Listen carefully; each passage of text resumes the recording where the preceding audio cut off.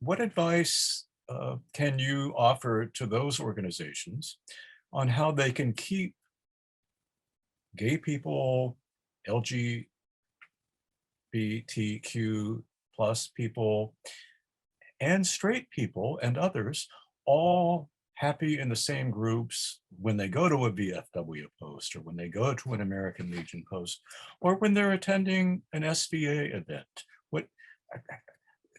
What can those groups do, and what can veterans do to help others feel welcome? I think it kind of goes back to my point on representation, where once again, we still kind of see a bunch of just like the old white dudes kind of sitting in and doing, and that's, once again, I'm going to be very honest, I haven't really stepped into a VFW since like a fish fry back in 2010. So it might be a little bit different now. They haven't changed the grease. But it was still sort of, especially growing up in like Detroit, Ann Arbor, Michigan, there was definitely sort of like the older generations there. And a lot of times it's very set in people's ways, and people get very, very set in what they believe. And I think that's hard sometimes, especially because there is in the LGBTQIA plus community, a lot of concern and worry about, especially the older generations, and how they were raised, even just with racism, like different things like that.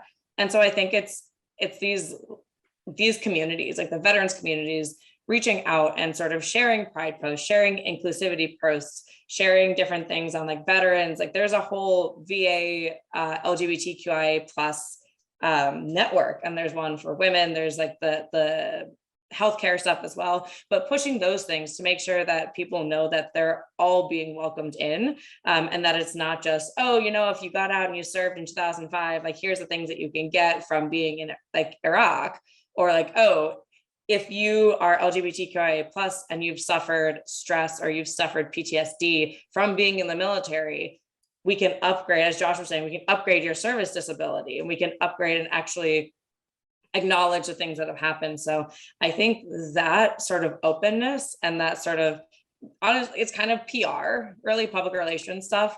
But that is sort of how you start to turn the page. And it's a continuity thing. It's not just going to happen one and done.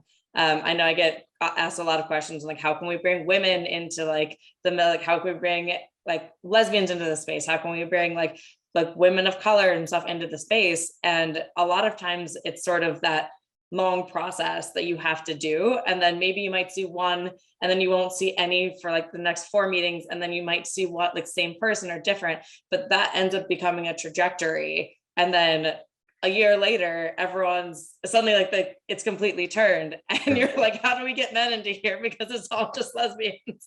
So that's, I mean, that's my dream, but so that's the advice that I have.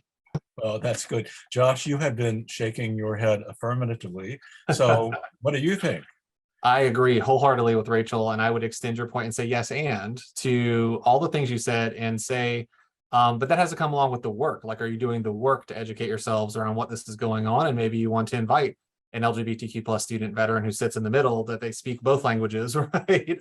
Who can maybe translate some pieces around how do we get those kind of older, because I've met, I did the full Veterans Day speech at the main campus Veterans Day presentation as I was a second year master's student, and a Vietnam veteran came up to me afterwards, a cis straight, white Vietnam veteran came to me. He's like, I'm so proud of you, a Marine, right? Oh. And so there's definitely some pieces there, but like there has to be some education and some bridge building, I think, and also their organization. So there's the VFW, the American Legion, the SVA, but there's also like LGBTQ organizations that are community organizations, community centers, LGBTQ centers on campuses, LGBTQ organizations.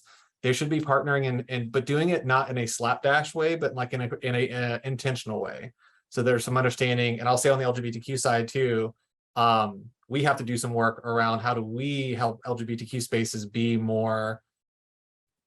see the military experience as more nuanced than what the political purposes of what the military used for, versus why individuals want to serve and what their kind of reasons for being in the military are probably oftentimes at odds with how the military is used politically. And I will keep it brief. That's what I have to say.